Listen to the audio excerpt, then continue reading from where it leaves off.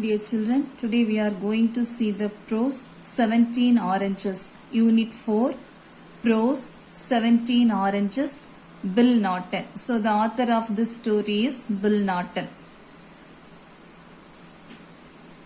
In the story 17 oranges, let us see if the narrator is able to cleverly manage a tricky situation or not. So in this story, we are going to see whether the narrator of this story. So narrator means one who narrates this story. Not the author, one who narrates the story is the narrator. So in this story we are going to see whether the narrator is able to cleverly manage a difficult situation or not. Okay, let us go through the lesson, children. Oranges. I was fond of them. I used to eat them all day and every day. But one day a policeman found 17 oranges hidden away in my packets. He locked me up and I have never eaten an orange again. I want to tell you the story. So, surprisingly the author told oranges.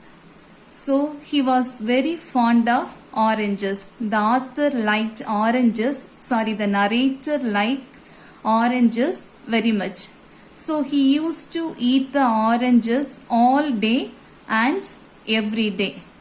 But one day he has hidden away, he has concealed 17 oranges in his packet, and a policeman by name Pongo found out the 17 oranges from his packet. So the policeman locked him in a room, and after that the narrator had never eaten an orange again. Now the narrator wants to tell the story to us. Okay, let us see the story. What has happened to the narrator? Let us see. I was driving a little pony and cart for the Swift Delivery Company, and I often went in and out of the docks. I was not really a thief, but I usually left the dogs with something under my apron. I had made the apron myself, and it was a big one. So, the narrator of this story was driving a little pony and cart.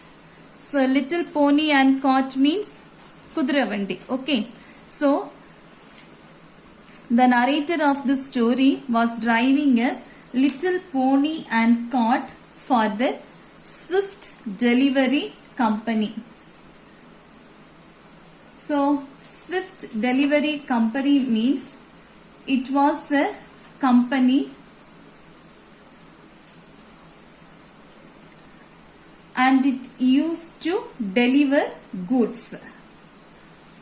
So that only the name was Swift Delivery Company, and the narrator often went in and out of the docks. So docks means an enclosed area of water in a port for the loading, unloading and repair of ships.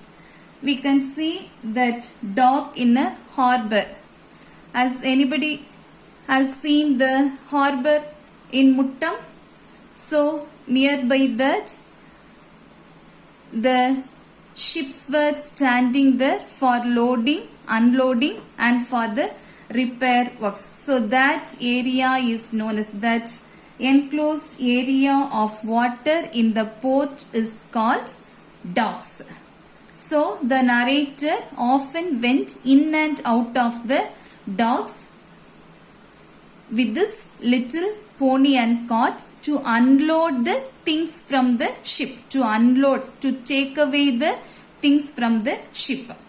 Actually, the narrator was not a thief. He was not really a thief, but he usually left the docks. Whenever he went to the docks, while returning back, he used to bring something under his apron. So, what is an apron? It is a protective garment. It is a protective garment worn over the front of one's clothes and tied at the back. So in some houses, the ladies used to wear apron while cooking in the kitchen. It's just like a overcoat. It hides the front portion and it is tied at the back. In some hotels also, the chef used to wear the apron. So this narrator owned an apron, and whenever he returned from the dogs, he used to take away something under his apron. So the narrator had made the apron himself. He had stitched it himself, and it was a big one also. So for his size, it was a big one. When there was a banana boat in the docks, I drove my little cart beside it. Sometimes bunches of bananas fell to the ground. Often my friends kicked a bunch to me from the boat. I always picked up the bananas quickly and hid them under my apron. Then I spent the rest of the day eating bananas. I liked bananas, but I like oranges best of all. So, when there was a banana boat in the docks, so in the docks, if a boat with banana has came there, then the narrator drove his little cart near the boat, near the banana boat. So sometimes while unloading the bananas from the boat, some bunches of bananas fell to the ground. But often the friends of the narrator kicked a bunch of banana towards the narrator from the boat. So immediately the narrator used to pick the bananas and he used to hid them under his apron, because the apron was big in size for him, so he easily hid those bananas under his apron. Then after that, he spent the rest of the day by eating those bananas only. So the narrator liked bananas, but he liked oranges more than bananas. He liked oranges best of all. He liked oranges very much. I only took things when I found them, but some people planned a theft very carefully. Clem Jones was a careful planner. Let me tell you about Clem. So, the narrator used to take the things from the dock when he found them only. But some people, those who were working in the dock, planned a theft very carefully. How to take away something from the dock, they planned very carefully. So Clem Jones was such a careful planner. So now the narrator is going to tell us about Clem. So this story contains two anecdotes. One was about Clem Jones and one was about the narrator. So now we are going to see about Clem Jones. So one day, Clem was coming out of the docks. He was carrying a box. "What have you got in here?" asked Pongo, the policeman. "A cat," replied Clem. "Please don't make me open the box. The cat will run away." "A cat?" Pongo said. "I don't believe you. Open the box." "But the cat will run away," Clem said again. So, the man Clem, one day, he was coming out of the docks. So he was also a worker in the docks, and one day he was coming out of the docks. At that time he was carrying a box.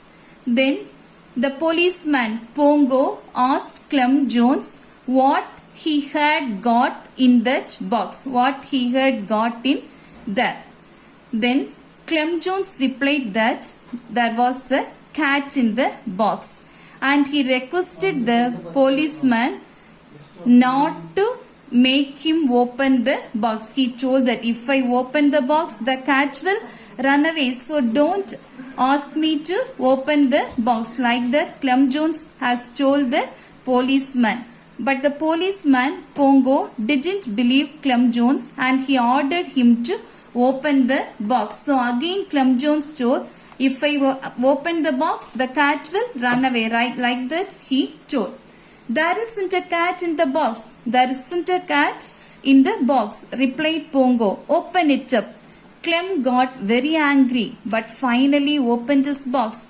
Out jumped a ship's cat. The cat ran back into the docks. Clem ran after the cat. He was shouting angrily. So, Pongo told, no, there was not a cat in the box. Now you open it up. He ordered Clem Jones to open the box. So Clem got much angry with the policeman.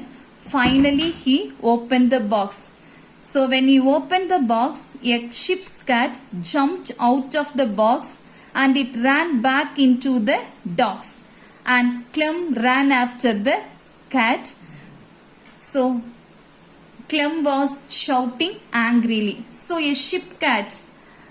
So in the do you know part, it is given a ship's cat is a cat that rides along on trading, exploration and naval ships to catch mice and rats which can cause damage to ropes, electrical wirings, crews, food grains in the cargo and wooden parts of the ship.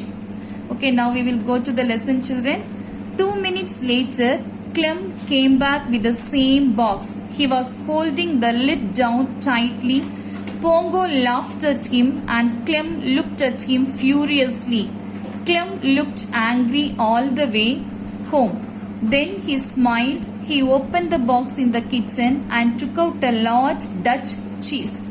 So, we have seen that when Clem Jones opened the box, a ship's cat jumped out of the box and it ran back into the docks and Clem ran after the cat shouting angrily. So after 2 minutes, Clem Jones came back with the same box. So he was holding the box tightly. On seeing Clem, Pongo laughed at him and Clem looked Pongo angrily. He looked at him furiously. So then Clem went to his home. So all the way to his home, he looked angry. Then after reaching his home, he smiled. He took the box to his kitchen and opened the box and he took out a large Dutch cheese. Dutch cheese means people in Holland use that cheese. The people in Holland were called as Dutch people. So by that name itself, the cheese got the name Dutch cheese. So there was not the ship cat in the box, but Clem had taken out a large Dutch cheese from the box. And that was the story of Clem. That was Clem's story, but I was not so lucky. Pongo, the policeman, caught me red-handed because my apron string broke. He noticed that my trouser pockets were somewhat bulging. So, we have seen the story of Clem Jones, but he was very lucky. So, Clem Jones has escaped from the policeman. But the narrator of the story was not so lucky. So, Pongo, the same policeman, caught the narrator red-handed. So, red-handed means used to indicate that a person has been discovered in the act of doing something wrong. So, now the narrator had taken 17 oranges from the dogs and he has concealed them in his packet. Now, the policeman Pongo had found out that. So, that situation is known as red-handed. So, the policeman Pongo caught him red-handed. How he has caught Pongo? He has worn an apron, the string of the apron. That string using that string only, he used to tie the apron at the back side. So that string has broken down. So the apron was also very big in size to the narrator. So the policeman easily noticed the trouser pockets of the narrator were somewhat bulging. By that only he has found out. Hey, wait a minute, Pongo shouted. He caught me by the collar, took me into his cabin nearby and looked into my pockets. There were 17 oranges. Pongo counted them and placed them carefully on the table.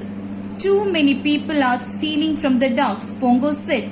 You have stolen these oranges and concealed them in your pocket. Have you anything to say? I said nothing. I was very frightened, but I kept quiet. I read a lot of detective stories to make the mistake of blabbing. Anything you say may be used as evidence against you. I knew that the best plan was to say nothing. So, now Pongo the policeman shouted at the narrator to wait for a minute.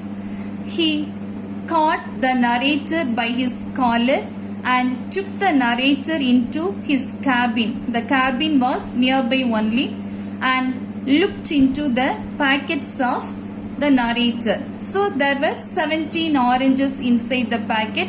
Pongo counted them and placed the oranges carefully on the table. And he told that too many people are stealing from the dogs. Pongo said that too many people were stealing from the dogs.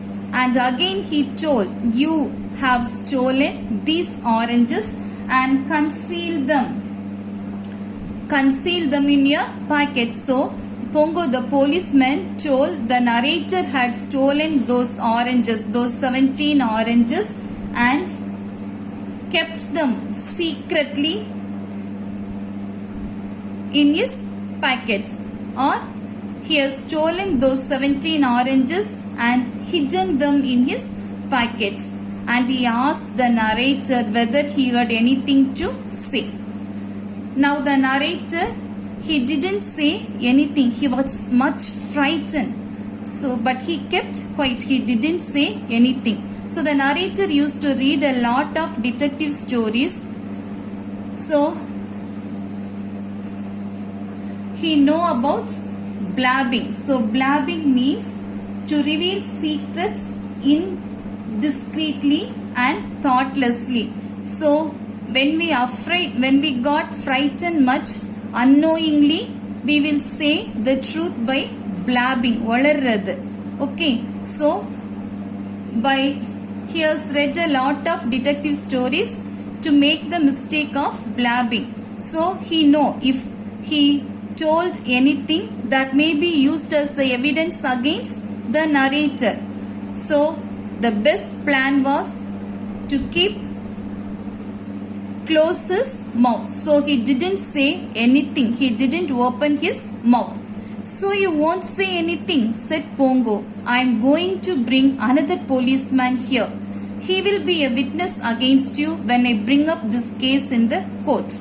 Pongo left the cabin and locked the door behind him. I was very worried. So now Pongo the policeman told the narrator that he won't say anything. So he told that he was going to bring another policeman there, and that policeman will be a witness against the narrator when he brought this case in the court, when he brought the case of the narrator in the court. So Pongo left the cabin, he locked the door behind him, and the narrator was very worried. He was inside the cabin and the 17 oranges were on the table. I looked at the walls, I looked at the door, I looked at the 17 oranges, and I looked at the apron with its broken string. Now the narrator, he was lonely sitting inside the room. He looked at the walls of the cabin. He looked at the door of the cabin and he looked at the 17 oranges and he looked at the apron with its broken string. I will lose my job, I thought. Perhaps I will go to prison. What will my father say? What will my father do? I almost gave up the hope of escaping from the trouble. I was locked in the cabin and the oranges were on the table. Pongo had gone to bring a witness. I was in trouble. So now the narrator thought that he would lose the job. Sometimes he would go to the prison. So he thought what his father would say, what his father would do. Like that he thought about his father. So now almost he has given up his hope of escaping from the trouble. He thought very much, but he has no way to escape from the trouble. He was locked in the cabin and the oranges were on the table, and Pongo the policeman had gone out to bring a witness against the narrator. So now the narrator was in trouble. Oh my God, I said, the narrator told. Oh my God, what can I do? What can I do? The narrator told. Eat the oranges, said a voice in my head. Eat the evidence. Eat them, I asked. Yes, said the voice in my head. Eat them and the evidence will be gone. Be quick, eat them all. So now a voice from his head started speaking. It ordered the narrator to eat the oranges. The narrator's mind voice told him to eat the evidence. He again asked, eat them oranges. Yes, said the mind voice. Yes, said the voice in his head. The narrator's mind voice told, yes, you have to eat the oranges. Eat them. If you have eaten the oranges, the evidence will be gone. So be quick. Eat all the oranges. Like that the mind voice has told. I thought for half a second. Then I took an orange. I peeled it and put it in my mouth. Soon only the pips were left. So the narrator thought for a second. Then he took one orange. He peeled the skin and put it in his mouth. Soon only the pips were left. So pips means the hard seeds of the orange fruit. The seeds of the orange fruit. So now only the seeds were left. You have to swallow the pips too, said the voice in his head. You have to swallow the pips and the peel. You have to swallow all the evidence. Yes, of course, I said. I swallowed the pips and put some of the peel in my mouth.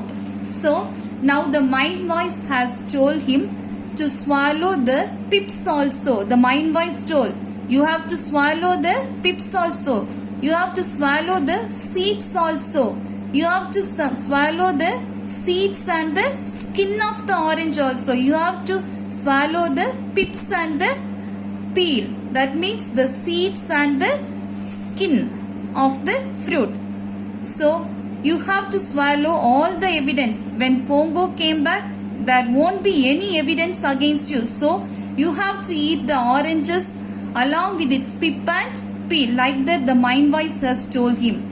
Now the narrator accepted that. I swallowed the pips and put some of the peel in my mouth. Don't eat it, said the voice. There isn't time. Swallow it. Be quick. Swallow it. I took a small knife from my pocket and cut the oranges into large chunks. I swallowed the pieces of oranges one after the other. So now the narrator swallowed the pips and put some of the peel in his mouth, and he chewed and eat them. Now the mind voice ordered him not to eat that. It told there was no time to eat. You swallow everything. You swallow everything. Be quick. You swallow the pips and the peels. Like that the mind voice has told.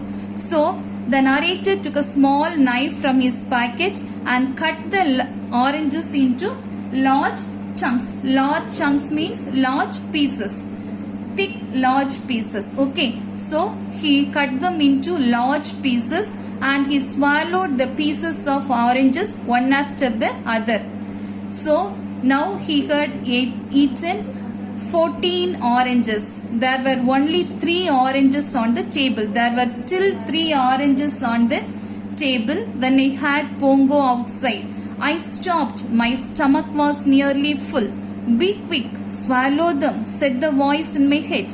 I was lucky. Pongo and the other policeman had seen some carts at the dock gate.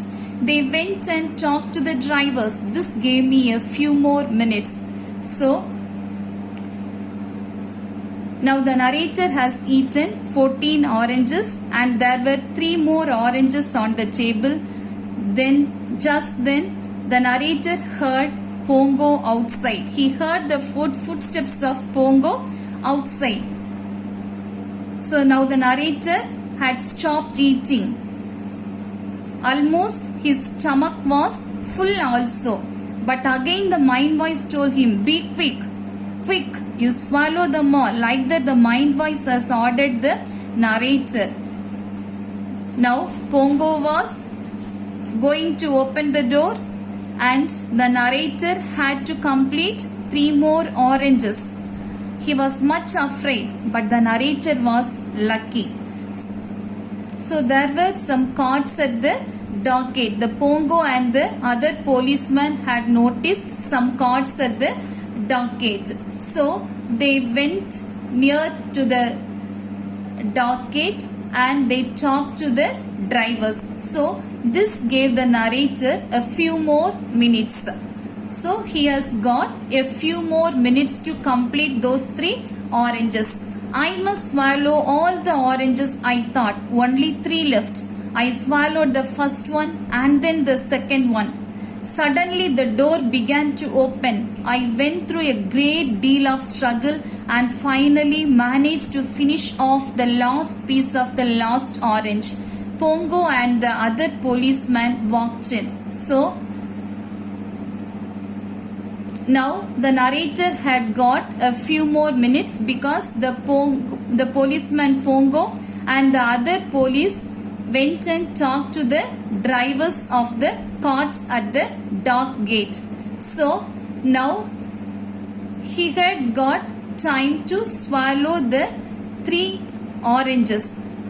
So he started to swallow them. He swallowed the first one, then the second one. After swallowing the second one, suddenly the door began to open. Now the Pongo the policeman and the other policeman had came to the room. They opened the door. So now it was a great struggle for the narrator and finally he has managed to finish off the last piece of the last orange. So he has swallowed all the 3 oranges. Now Pongo and the other policeman walked in the cabin. This is the thief, Pongo said. I caught him with his packets full of oranges. Then Pongo looked at the table and at first he could not figure out what had happened. Where are the oranges?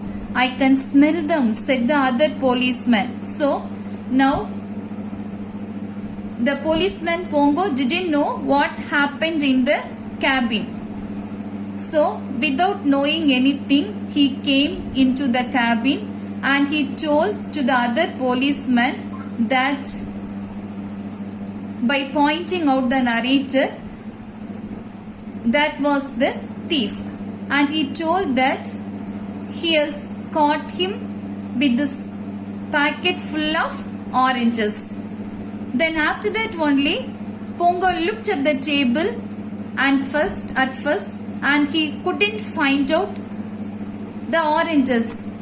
He could not figure out what had happened to the oranges. So now he asked the narrator where were the oranges, where the oranges were. He asked the narrator, Pongo the policeman asked the narrator where the oranges were. Now the other policeman told that he could smell them. The other policeman told that he could smell them. So the oranges has a pleasant smell, So the other policeman told that he could smell the oranges. I said nothing. Pongo looked everywhere for the oranges. He looked in my pockets, he looked in my apron, but he didn't find one orange. Finally, Pongo understood what had happened, but it was very difficult to believe. So, now the narrator didn't say anything. He said nothing. So, Pongo looked everywhere. He looked under the table. He looked here and there. He looked everywhere for the oranges. He looked in the pockets of the narrator. He looked in the narrator's apron also, but he didn't find a single orange. He didn't find a single orange. Finally, Pongo, the policeman, understood what had happened. Finally, he came to know that the narrator had eaten all the 17 oranges. But he was not able to believe that. But it was very difficult for the policeman Pongo to believe that the narrator had eaten all the 17 oranges. 17 oranges, he said. 17 big oranges. How did you eat them all? He asked the Pongo, the policeman told 17 oranges. 17 big oranges. And he asked the narrator how you had eaten them all. How you had eaten all the 17 oranges. I said nothing. Pongo was not able to send me to prison. There was no evidence.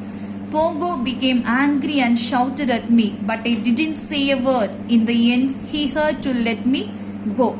So now the narrator, he didn't say anything.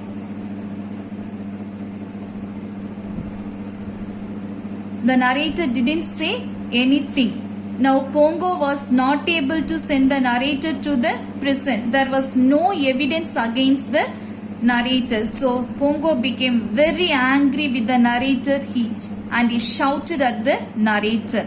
But the narrator didn't say a word. He didn't open his mouth. At last, in the end, Pongo had let the narrator to go out. I told Clem Jones about the 17 oranges. Pongo locked you in that cabin for half an hour, said Clem. He had no right to do that. Perhaps Clem was right. I don't know. I didn't have time to think about it. I had eaten 17 large oranges, peel, pips and all. I felt very sick for a week and those oranges kept working away in my stomach. So now the narrator told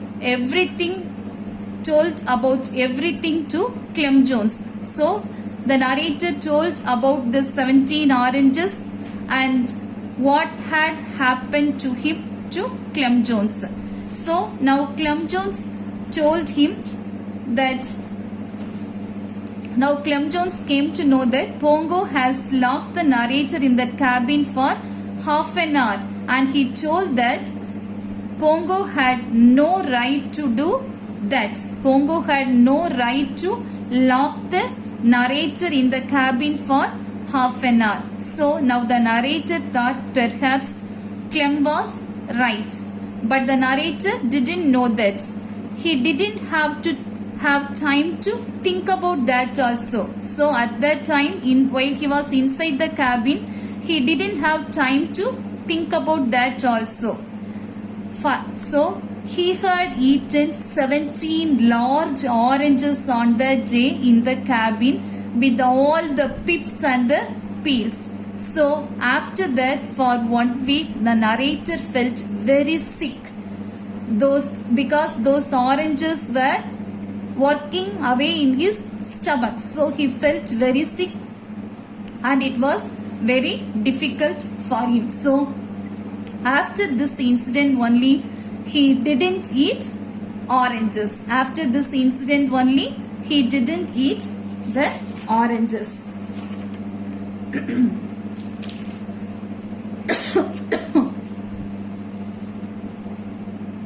So children, this story describes how the narrator has escaped from Pongo the policeman using his presence of mind. So he has used his presence of mind, so that only he has escaped from the policeman. Pongo. Okay, children.